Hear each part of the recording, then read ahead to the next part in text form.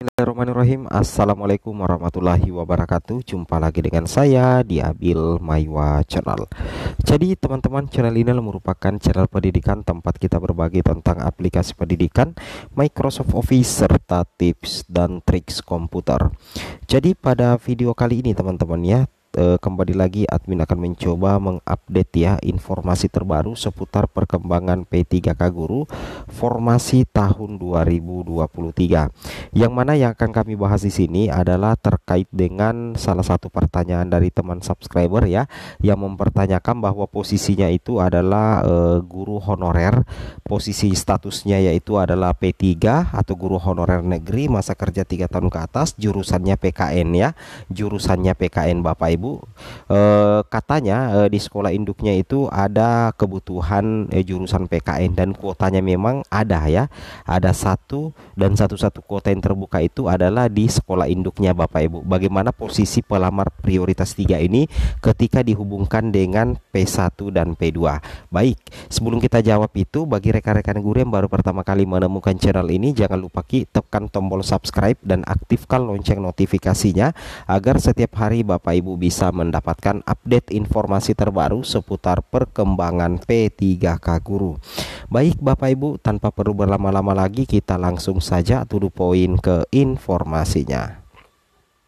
Di sini ya salah satu subscriber yang bertanya Bapak Ibu, Bang mau bertanya, saya P3 jurusan PKN. Jadi Bapak ini adalah P3 jurusan PKN ya.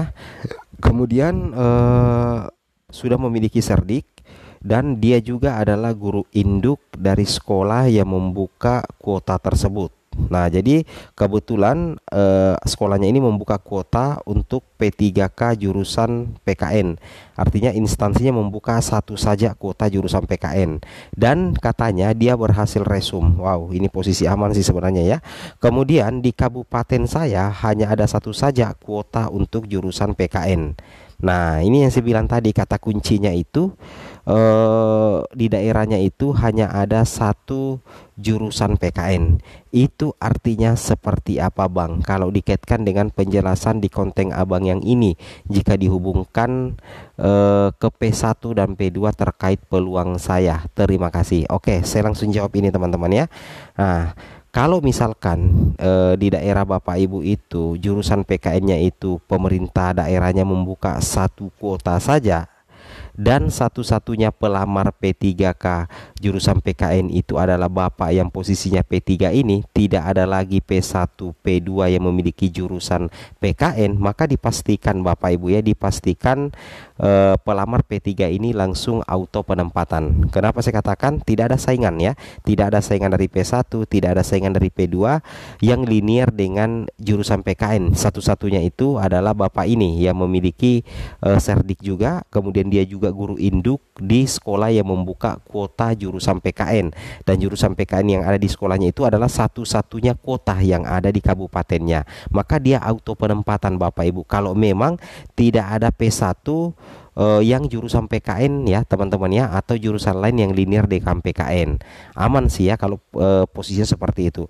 Tapi posisinya si P3 ini tidak aman apabila misalkan ya di daerahnya itu hanya satu jurusan PKN, kemudian dia adalah P3 dan di sekolah induknya itu ternyata membuka satu saja formasi untuk jurusan PKN, sedangkan di daerahnya itu ternyata ada P1 Bapak Ibu ya, ternyata ada P1 yang posisinya adalah jurusan PKN, maka otomatis P3 ini dipastikan tidak lulus.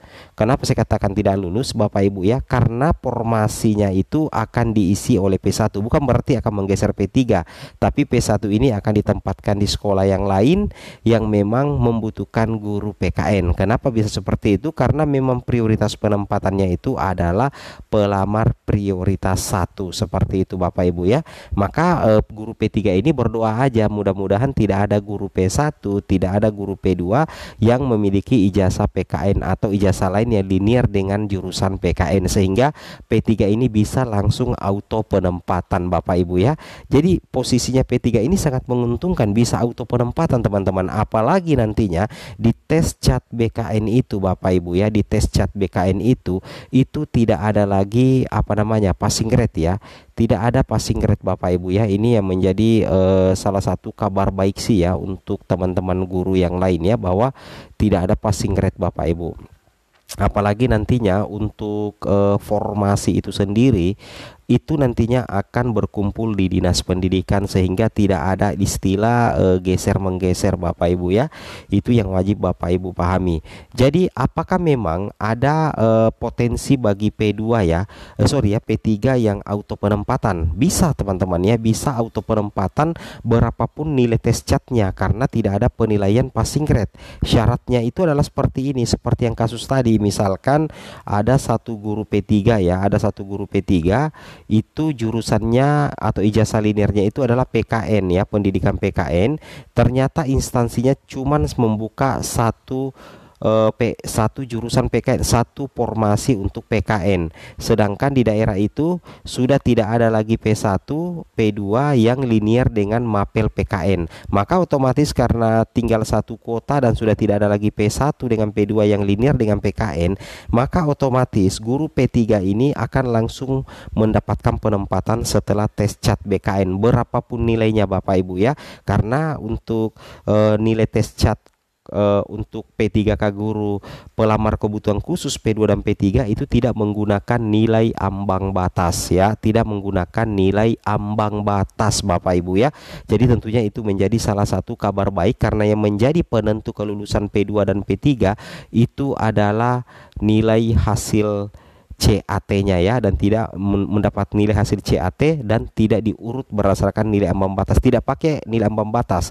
Jadi kalau misalkan seperti ini ya, misalkan seperti ini, P3 ini mendapatkan nilai 140 ya, 140 aja, ini kan jauh dari passing grade jurusan PKN sih Bapak Ibu ya. Tapi karena dia tidak punya saingan, tidak ada P3 yang lain yang melamar jurusan PKN, tinggal P3 saja, tinggal si P3 ini, tidak ada jurusan P3 lagi, tidak ada pelamar P3K yang lain, hanya satu P3 dan satu kota jurusan PKN. Ditanya lagi apakah ada P1 atau P2, ternyata P1 P2 tidak ada yang linear dengan mapel PKN. Maka secara otomatis P3 ini setelah tes CAT walaupun nilainya cuma 140, maka dia langsung auto penempatan tanpa saingan Bapak Ibu ya. Tetapi kalau misalkan posisinya seperti ini berbeda lagi kalau kondisinya seperti ini. Misalkan ada P3 ya, saya ulangi, ada P3 seperti ini, ada P3 jurusan PKN ya, kuota di daerahnya cuma satu di sekolah induknya aja Bapak Ibu. Kemudian di sini ada satu orang P1, ada satu orang P2 Bapak Ibu. Ternyata P1 ini juga jurusan PKN, P2 ini juga jurusan PKN Bapak Ibu. Maka otomatis P3 ini bakalan tidak lulus teman-teman ya, bakalan tidak lulus, atau bahkan dia tidak akan bisa resume ya, tidak akan bisa resume, karena otomatis satu jurusan PKN ini langsung diserahkan kepada pelamar prioritas 1. Artinya apa teman-teman ya?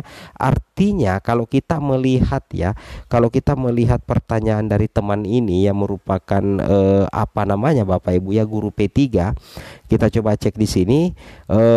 Di sini saya lihat ada kata-katanya yang luar biasa Bapak Ibu. Ada kata-katanya yang sepertinya sudah menjawab kondisinya sekarang ini. Di sini kita perhatikan ya. Di sini dia katakan, di sini dia sempat mengatakan berhasil resume.